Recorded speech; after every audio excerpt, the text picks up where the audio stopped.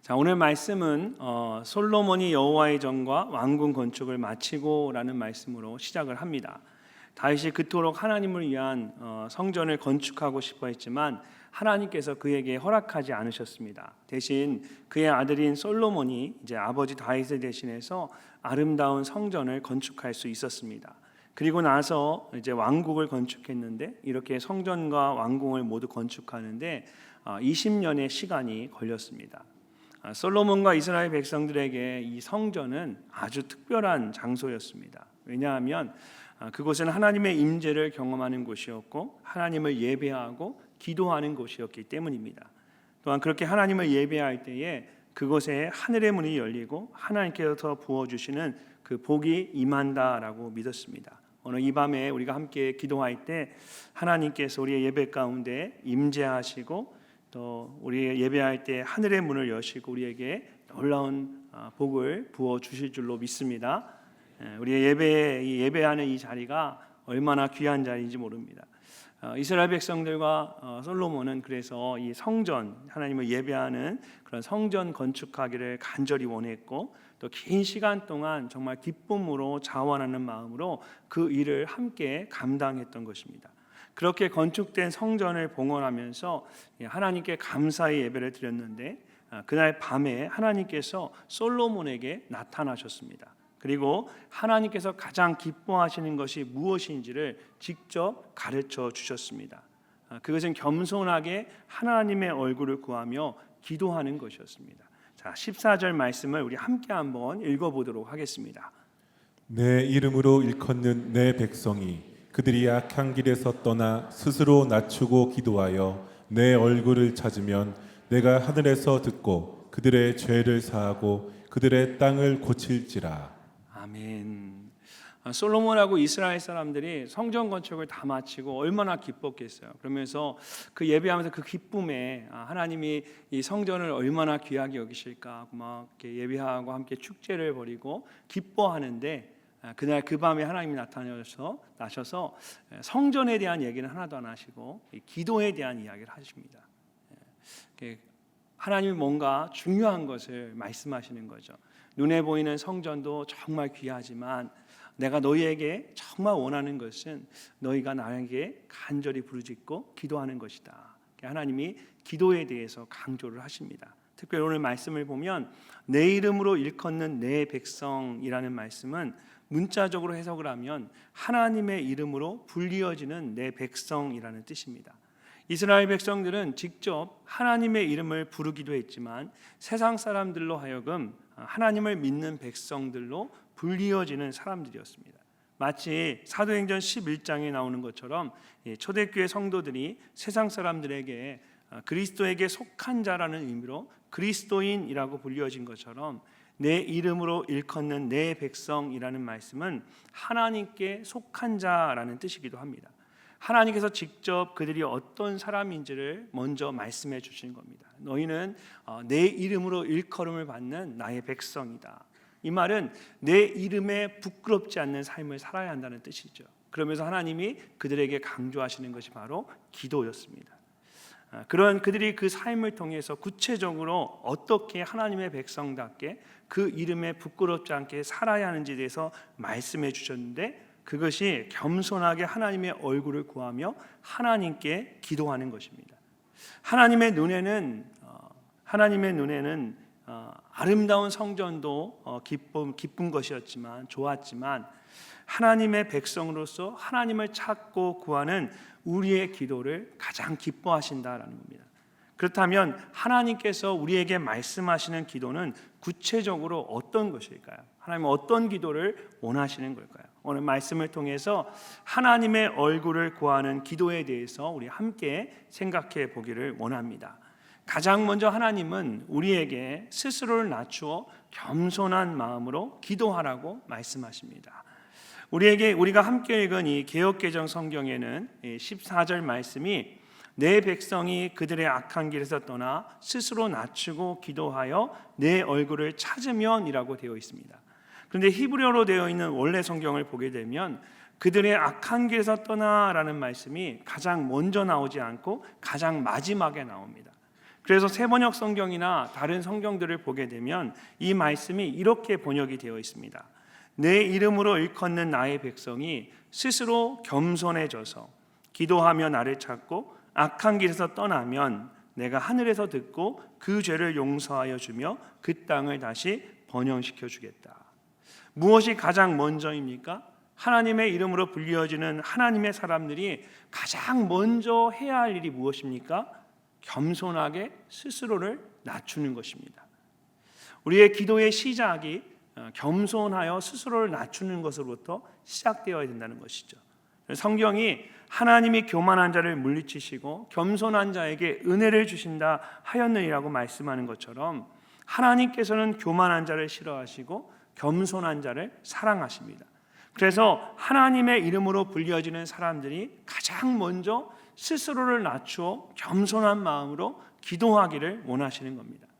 사실 우리가 하나님께 범하는 죄악된 행동들을 보게 되면 모든 것이 스스로를 높이고 하나님과 같이 되고자 하는 이 교만함으로부터 시작되어지는 것을 볼 수 있습니다. 실제로 인류 역사 가운데 하나님께 처음으로 불순종했던 아담과 하와의 모습을 보게 되면 그것을 더욱 분명하게 알 수가 있습니다.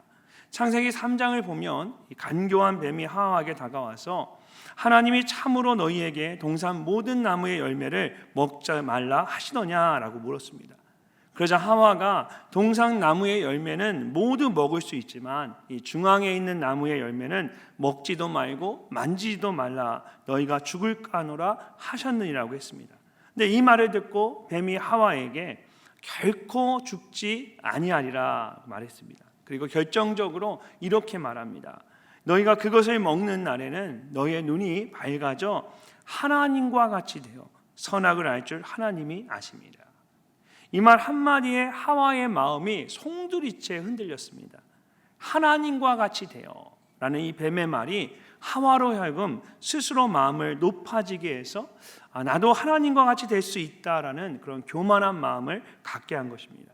그리고 결국은 하나님의 말씀을 따르지 않고 뱀의 말대로 이 동산 중앙에 있는 선악을 알게 하는 나무의 열매를 먹고 말았습니다. 이것이 하나님이 지으신 사람이 처음으로 범한 죄의 모습입니다. 근데 이것을 단순히 하나님의 말씀을 따르지 않는 불순종의 죄를 범했다고만 생각해서는 안 됩니다. 스스로 하나님과 같이 되고자 하는 교만함으로 인해서 하나님을 어게인스트하는 거역하는 죄를 범한 것입니다. 이처럼 모든 죄의 시작은 스스로 하나님과 같이 되고자 하는 교만한 마음에 있습니다. 그래서 하나님께서는 가장 먼저 이 교만한 마음부터 해결하기를 원하시는 것입니다.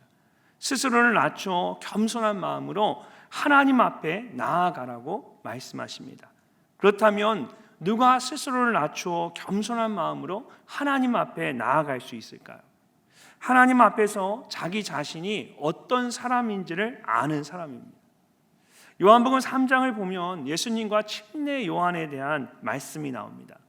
예수님은 이제 막 사역을 시작하셨고 침례 요한은 이미 열심히 사역을 하고 있었습니다. 그래서 많은 사람들이 침례 요한을 따르고 있었습니다. 우리가 잘 아는 것처럼 예수님도 사역을 시작하시면서 가장 먼저 침례 요한에게 침례를 받으셨습니다. 근데 어느 날 이 침례 요한에게 그의 제자들이 와서 이렇게 말하는 겁니다. 랍비여, 선생님과 함께 요단강 저편에 있더니 그 선생님이 증언하시던 이가 침례를 베풀매 사람이 다 그에게 가더이다. 제자들의 눈에는 점점 더 많은 사람들이 침례 요한이 아니라 예수님께 가는 것이 못마땅했던 것입니다. 그래서 침례 요한에게 예수님에 대해 말하면서 사람들이 다 그에게 가더이다 라고 했습니다. 이후의 말씀을 보면 침례 요한이 제자들의 말을 듣고 그들에게 이렇게 말합니다. 요한이 대답하여 이르되 만일 하늘에서 주신 바 아니면 사람이 아무것도 받을 수 없느니라. 내가 말한 바 나는 그리스도가 아니요 그의 앞에 보내심을 받은 자라고 한 것을 증언할 자는 너희니라. 신부를 취하는 자는 신랑이나 서서 신랑의 음성을 듣는 친구가 크게 기뻐하나니 나는 이러한 기쁨으로 충만하였노라. 무슨 말입니까? 침례 요한이 제자들에게 나는 그냥 신랑의 친구이다. 나는 그 앞에 보냄을 받은 자일 뿐이다. 침례 요한은 자신이 어떤 사람인지를 분명하게 알고 있었던 겁니다. 모든 것의 주권이 하나님께 있음을 알았고, 그래서 하나님이 그에게 허락하신 것에 대해서 그대로 감사했던 겁니다. 예수님보다 앞서 보냄을 받은 자로서 그 길을 예비하는 것이 자신이 해야 할 일임을 정확하게 알고 있었던 겁니다. 하나님 안에서, 하나님 앞에서 내가 누구인지를 분명히 알고 있었기 때문에 심내 요한은 자신을 높이지 않습니다. 그래서 예수님에 대해 기뻐하며 그가 이렇게 말합니다. 그는 흥하여야 하겠고 나는 쇠하여야 하리라. He must increase, but I must decrease. 진심으로 예수님을 높이고 스스로를 낮춘 것입니다.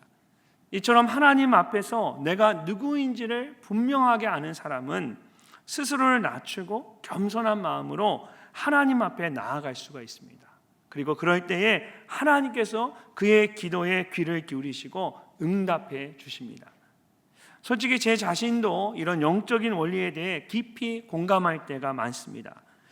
이번 주 월요일에 저희 교회가 소속되어 있는 지방의 모임에 참석을 했습니다.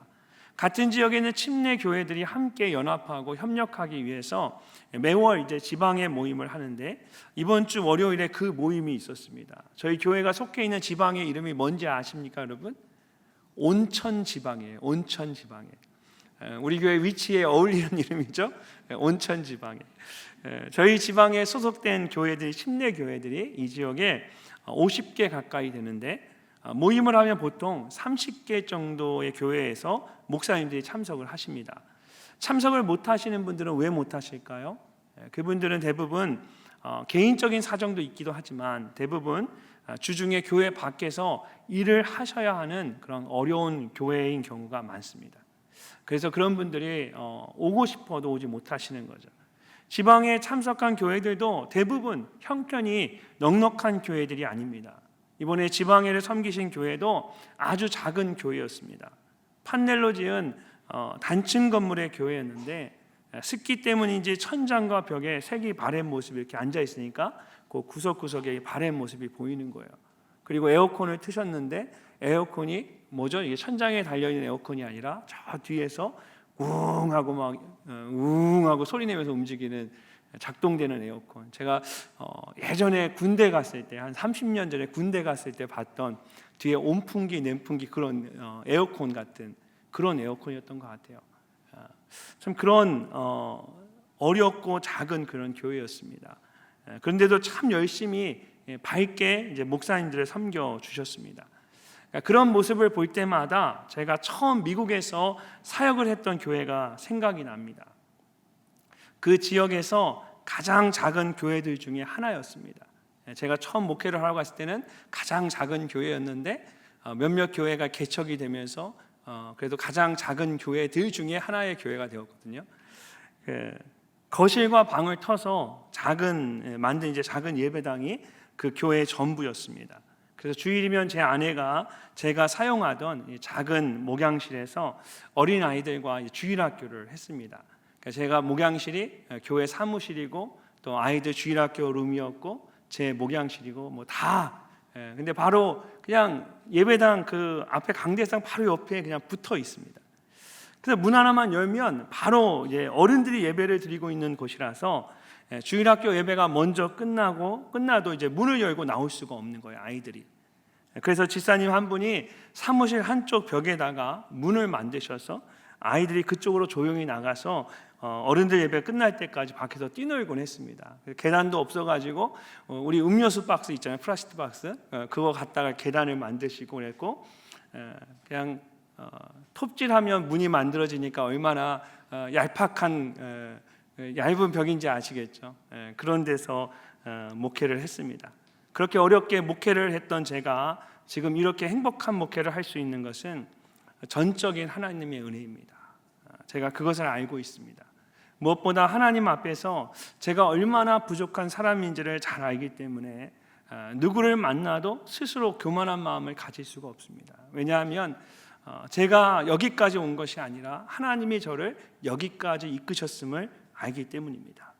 제가 지금 누리고 있는 이 모든 것들, 제가 사역하고 있는 이 자리가 결코 제 것이 아니라 하나님의 것이고 전부 하나님의 것임을 제가 누구보다 잘 알고 있습니다.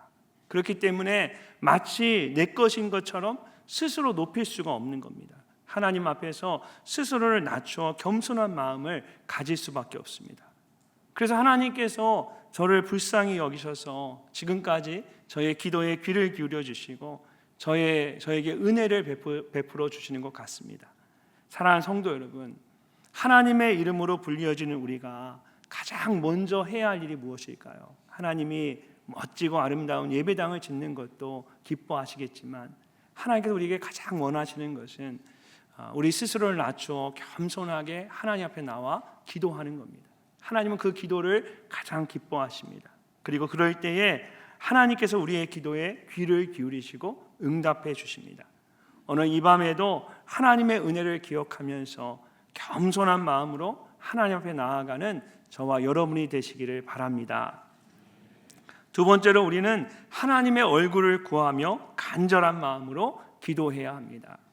14절 말씀을 다시 보면 하나님께서 솔로몬과 이스라엘 백성들에게 기도하여 내 얼굴을 찾으면이라고 말씀하십니다. 기도하여 내 얼굴을 찾으면. 자, 그렇다면 여기서 얼굴을 찾는다라는 것은 무슨 뜻일까요? 단순히 얼굴과 얼굴을 마주 보듯 하나님의 얼굴을 바라보는 것만을 의미하는 것은 아닐 것입니다.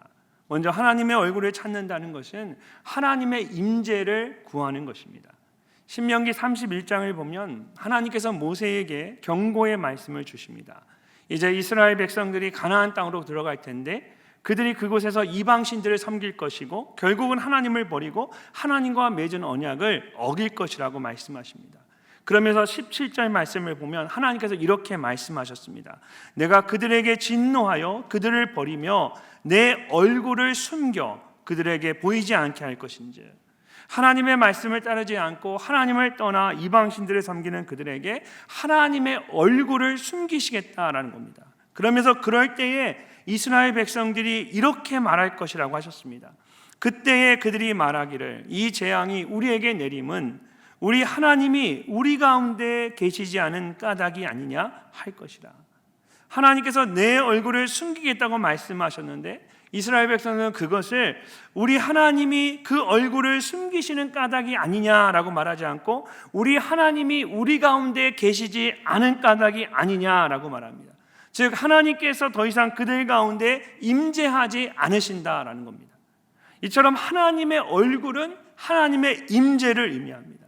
그러므로 하나님께서 그 얼굴을 숨기신다는 것은 더 이상 하나님의 임재를 볼 수 없다는 것입니다. 반대로 하나님의 얼굴을 찾는다라는 것은 하나님의 임재를 구하는 것입니다. 어린 자녀를 재우다 보면 완전히 잠이 들 때까지 중간중간에 눈을 떠서 엄마의 얼굴을 찾고는 합니다. 왜 그렇습니까? 엄마가 나와 함께 있는지 계속해서 확인하는 겁니다. 눈앞에 엄마의 얼굴이 보이면 안심을 하고 그제서야 깊이 잠이 들곤 합니다. 그러니까 아이들에게는 이 엄마가 함께하는 것, 엄마의 그 얼굴이 바로 엄마가 나와 함께한다는 거죠. 그러니까 아이들 보면 웃긴 게 꼬마 아이들, 애기들 앞에서 엄마 없다 하고 손으로 얼굴을 쫙 가리면 진짜 엄마 없는 줄 알죠. 그리고 엄마 있다 하고 얼굴을 딱 펴면 얘들아 너네도 다 그랬어. 엄마 있다 그러면 엄마 있는 줄 알고 너무 깔라고 너무 좋아하고요. 여담인데 저희 딸이요. 저를 어렸을 때는 참 저 아기 때는 저를 너무너무 좋아했어요. 그래서 저희 딸을 제가 늘 재워줬습니다.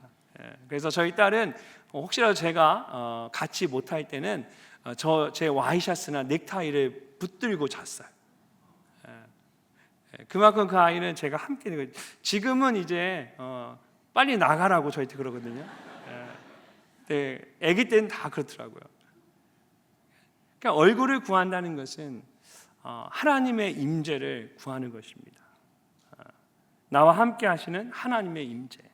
그럴 때 하나님과 깊은 영적 교제를 나누고 더 깊은 기도의 세계를 우리가 경험할 수가 있습니다. 예배와 기도 가운데 하나님의 얼굴을 구함으로 더 깊은 하나님의 임재를 경험하는 여러분 되시기를 바랍니다. 또한 하나님의 얼굴을 구하는 것은 하나님의 마음을 구하는 것입니다. 시편 84편 9절을 보면 시편 기자가 하나님께 주께서 기름 부으신 자의 얼굴을 살펴보옵소서라는 간구를 합니다. 그리고 여기서 이 얼굴은 마음을 말하는 것입니다. 얼굴에 나타난 자신의 마음을 받아달라는 것입니다. 그러므로 하나님의 얼굴을 찾고 구하는 것은 하나님의 마음을 찾고 구하는 것과 같습니다. 특별히 이것은 기도하는 사람의 마음과 깊이 연결되어 있습니다. 깊은 슬픔 가운데 있는 사람은 기도하는 가운데 하나님께서 주시는 기쁨을 가장 간절하게 구하게 됩니다. 또한 괴로움 가운데 있는 사람은 하나님의 위로를 간절히 구하게 됩니다. 또한 깊은 낙심이나 어려움 가운데 있는 사람은 하나님께 간절히 기도하면서 위로받기를 원합니다. 하나님의 얼굴을 구하며 간절히 기도하는 것은 이렇게 하나님의 마음을 구하는 것입니다. 그럴 때 하나님께서 자신의 마음을 보여주시고 우리의 마음을 안겨주십니다. 사실 하나님의 얼굴을 찾고 구하는 것을 좀 더 깊이 묵상해 보면 내 얼굴을 찾으면 이라는 말씀 속에는 우리가 하나님의 얼굴을 간절히 찾는 것도 있지만 반대로 말하면 하나님께서 우리의 얼굴을 간절히 찾기를 원하신다라는 뜻이기도 합니다. 마치 어린아이가 잘못을 하면 부모의 얼굴을 피하려고 하는 것처럼 우리가 죄를 범하면 하나님의 얼굴을 피하려고 합니다. 인류의 조상인 아담과 하와 때부터 그랬습니다. 죄를 짓고 난 후에 그들이 처음 한 일은 두려워하면서 하나님의 얼굴을 피하는 것이었습니다. 가인도 마찬가지였죠. 동생 아벨을 죽인 후에 에덴 동쪽으로 도망쳐서 하나님의 얼굴을 피하려고 했습니다. 그런데 하나님께서 그렇게 하지 말라고 말씀하십니다. 비록 우리가 큰 잘못을 하고 죄를 범했어도 용서를 구하며 하나님 앞에 다시 나오라는 것입니다. 이처럼 우리가 하나님의 얼굴을 찾고 구하는 것 그 이상으로, 아니 그것보다 훨씬 더 많이 하나님께서는 우리의 얼굴을 찾고 구하십니다. 우리와 함께 있기를 원하시고 우리와 함께 마음을 나누기를 원하시는 겁니다.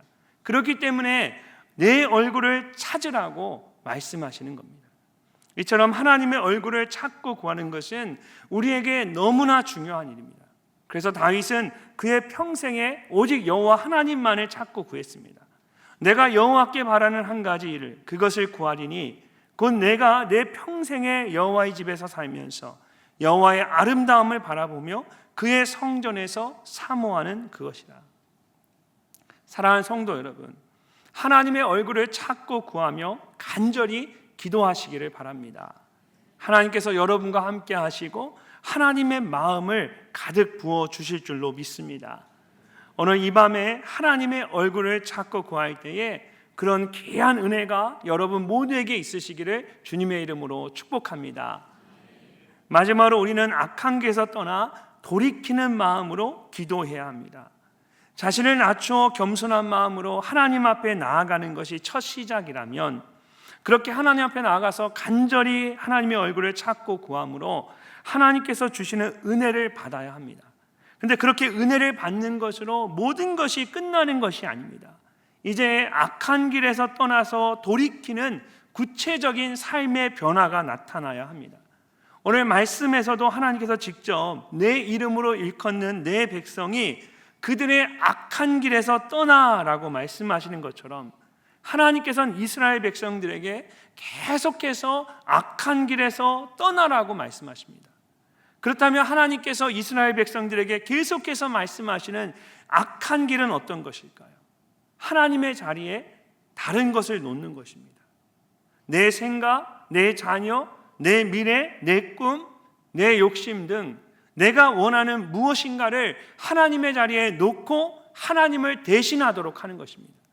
하나님께서는 이런 것을 우상 숭배라고 말씀하시면서 가장 큰 죄로 여기셨습니다. 왜냐하면 이런 우상을 섬기는 죄들이 하나님과 이스라엘 사이를 가로막았기 때문입니다. 이스라엘 백성들로 하여금 더 이상 하나님을 찾지 않고 떠나도록 만들었습니다. 그래서 하나님께서는 이스라엘 백성들에게 그들의 악한 길에서 떠나 돌이키라고 말씀하시는 겁니다. 사랑하는 성도 여러분, 만약 무엇이든지 여러분에게 하나님을 대신하는 것이 있고 그것이 하나님과 여러분의 사이를 가로막고 있다면 그것은 우상 숭배와 같은 악한 것입니다. 그러므로 하나님께서 말씀하신 것처럼 그 악한 길에서 떠나 돌이켜야 합니다. 이런 회개와 돌이킴은 하나님 앞에 나아가는 사람에게는 자연스럽게 나타나야 하는 당연한 모습입니다. 우리가 환한 대낮에 밝은 태양 아래 나아가면 어떻게 됩니까? 내 몸에 있는 그 작은 먼지까지도 선명하게 보이기 시작합니다. 마찬가지로 우리가 스스로를 낮추어 겸손하게 기도하며 하나님 앞에 나아가면 우리 안에 있는 이 죄들이 하나씩 드러나게 됩니다. 또한 하나님의 얼굴을 찾고 구하면, 하나님의 임재 가운데 나아가면 이전에는 미처 죄라고 생각하지 못했던 작은 죄까지도 낱낱이 보이기 시작합니다. 그래서 결국 회개할 수밖에 없고 돌이킬 수밖에 없는 것입니다. 이처럼 하나님의 이름으로 불리어지는 우리에게 하나님께서 원하시는 것은 우리 안에 있는 악한 죄를 돌아보고 회개함으로 그 악한 길에서 떠나 돌이키는 것입니다. 시편 139편을 보면 다윗이 하나님 앞에 자신의 그런 마음을 이렇게 표현했습니다. 하나님이여 나를 살피사 내 마음을 아시며 나를 시험하사 내 뜻을 아옵소서. 내게 무슨 악한 행위가 있나 보시고 나를 영원한 길로 인도하소서. 다윗은 누구보다 하나님의 마음에 합한 자였습니다. 그런데도 하나님 앞에 간절한 마음으로 기도했습니다. 하나님, 내 마음을 들여다보시고 내 마음에 혹시라도 악한 것이 있다면 가르쳐 주십시오.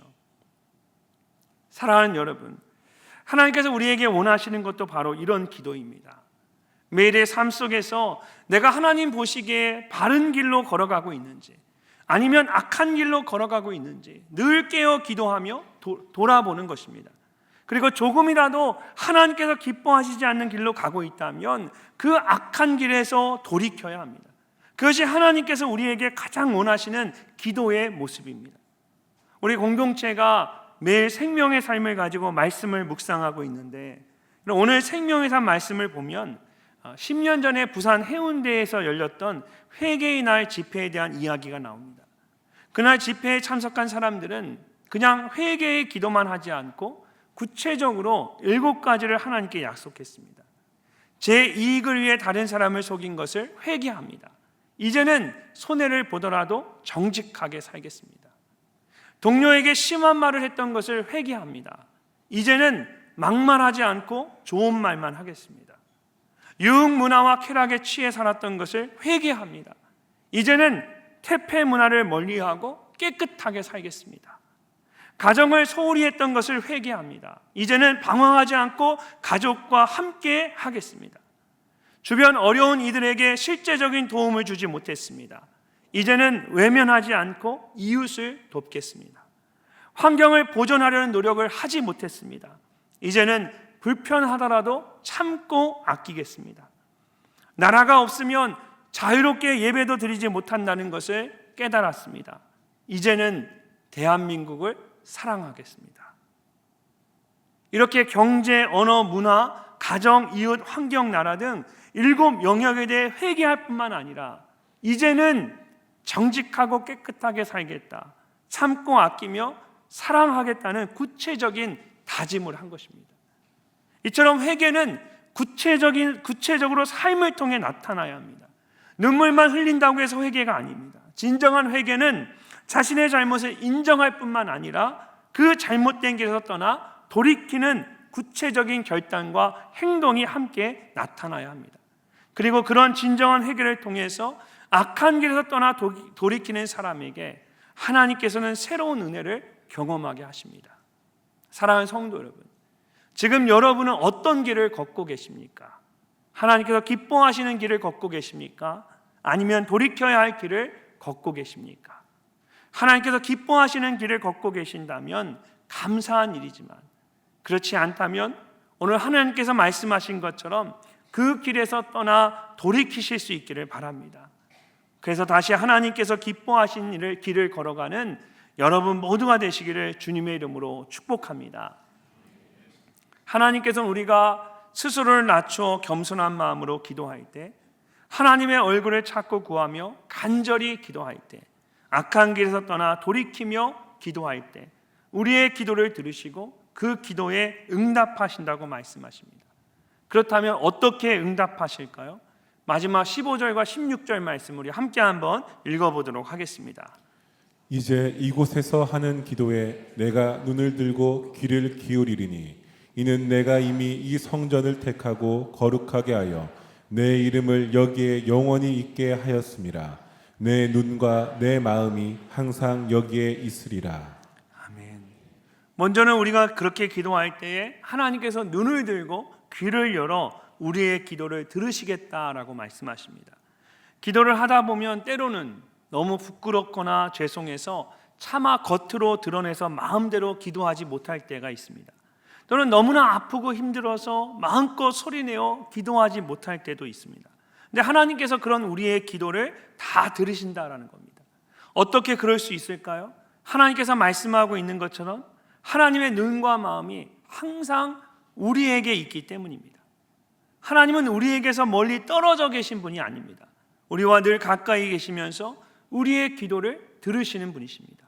그러므로 우리가 하나님의 얼굴을 구하며 간절히 기도할 때 하나님께서 반드시 우리의 기도를 들으시고 응답해 주십니다. 또한 하나님은 하늘에서 우리의 기도를 들으시고 우리의 죄를 모두 용서해 주시겠다라고 말씀하십니다. 하나님께서 우리에게 주실 수 있는 최고의 선물이 있다면 그것은 죄에 대한 용서일 것입니다. 죄는 우리의 모든 관계를 무너뜨립니다. 하나님과의 관계를 무너뜨리고 사람들과의 관계도 무너뜨립니다. 근데 문제는 죄를 지은 사람에게는 스스로 자신의 죄를 용서할 수 있는 권한이 없다는 것입니다. 그렇기 때문에 누군가 우리의 죄를 용서해 줘야 합니다. 그렇게 할 수 있는 유일한 분이 바로 하나님이십니다. 하나님께서는 아무런 죄가 없으시기 때문에 하나님만이 우리의 죄를 용서해 주실 수 있습니다. 그런 하나님께서 우리의 기도를 들으시고 우리의 죄를 용서해 주시겠다고 말씀하시는 것입니다. 마지막으로 하나님께서 우리가 살고 있는 이 땅을 고쳐주시겠다라고 말씀하십니다. 내가 하늘에서 듣고 그들의 죄를 사하고 그들의 땅을 고칠지라. 여기서 말씀하시는 이 땅은 단순히 눈에 보이는 땅만을 의미하는 것이 아닙니다. 이것은 이 땅에 있는 모든 것들과 이 세대를 말하는 것입니다. 사랑하는 성도 여러분, 어떻게 우리가 죄악으로 물든 이 땅과 이 세대를 고칠 수 있을까요? 하나님께서 말씀하신 것처럼 스스로를 낮추어 겸손한 마음으로 기도하는 겁니다. 하나님의 얼굴을 찾고 구하며 간절한 마음으로 기도하는 것입니다. 악한 길에서 떠나 돌이키는 마음으로 기도하는 것입니다. 그럴 때 하나님께서 우리의 기도를 들으시고 이 땅과 이 세대를 고쳐주십니다. 오늘은 광복 80주년을 맞이하는 의미 있는 날입니다. 1945년 8월 15일 이 땅이 일제강점기라는 긴 어둠의 터널을 지나 다시 빛을 보게 되었습니다. 그러나 80년이 지난 지금 이 땅은 둘로 나뉘어져 분단의 아픔을 겪고 있고 영적으로 가장 어두운 세대를 지나가고 있습니다. 어떻게 하면 이 땅이 다시 하나가 되고 이 세대가 영적인 부흥을 경험할 수 있을까요? 하나님께서 내 이름으로 불리는 내 백성이라고 말씀하신 것처럼 하나님의 백성답게 겸손한 마음으로 간절한 마음으로 돌이키는 구체적인 마음으로 기도하며 간구하는 것입니다. 그럴 때 하나님께서 눈을 들고 귀를 열어 우리의 죄를 용서해 주시고 이 땅을 고쳐 주실 것입니다. 하나님의 이름에 부끄럽지 않은 하나님의 백성으로 다시 한번 우리를 세워 주실 것입니다.